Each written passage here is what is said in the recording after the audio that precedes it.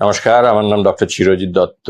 আমরা আজকে যে টপিকটা নিয়ে কথা বলবো সেটা হলো আম, বাবা মা, বাচ্চাদের বাবা মা এবং নিজেদের সম্বন্ধেও সবসময় জিজ্ঞেস করে যে ও না, ওকে বারণ করে দিন, ও ঠান্ডা খায়, কোল্ড ড্রিঙ্কস খায়, আইসক্রিম খায়।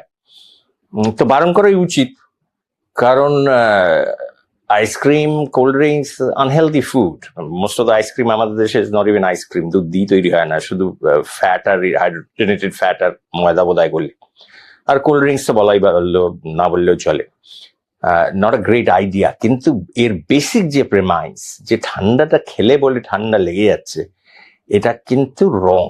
ঠান্ডা খেলে ওরকম ভাবে ঠান্ডা লাগে না। ঠান্ডা হলো ভাইরাস থেকে, যেটা যেটা বাঙালি ঠান্ডা লাগা, সর্দি লাগা, ঠান্ডা বলবো না, সর্দি লাগা বল, সেটা কিন্তু একটু টক খেলেন, একটু আইসক্রিম খেলেন, একটু কোল্ড ড্রিঙ্কস খেলেন, সেখান থেকে কিন্তু হয় না। তাহলে হয় কেন? এটা তো আমরা দেখেছি হয়, না বললেই হলো হয়। এটা হলো একটা ফর্ম অফ থার্মাল ইরিটেশন। আপনার আইসক্রিম, আপনার বডি টেম্পারেচার কত? 36, 37 সেন্টিগ্রেড অফকোর্স। আর আইসক্রিম গুলো আসে -5 থেকে 10 degree, if not even lower.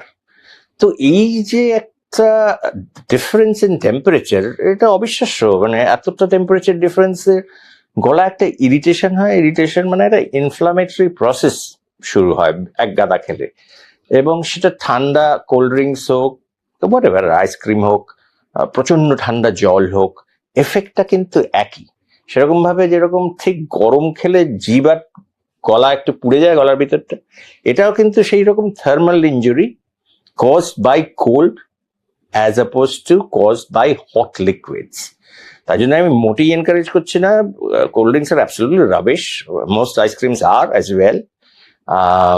তো এইগুলোকে অ্যাভয়েড করাই ভালো। কিন্তু conceptually, truth be told, from a scientific point of view, we should be clear about this, যে ঠান্ডা খেলে সর্দি লাগে না। গলাটা ধরে যেতে পারে, গলায় ব্যথা হতে পারে, অস্বস্তি হতে পারে, ইরিটেশন হতে পারে, হবেও, স্পেশালি এক গাদা খেলে, কিন্তু ওটা থেকে সর্দি লাগবে না। That is for sure as well. নমস্কার।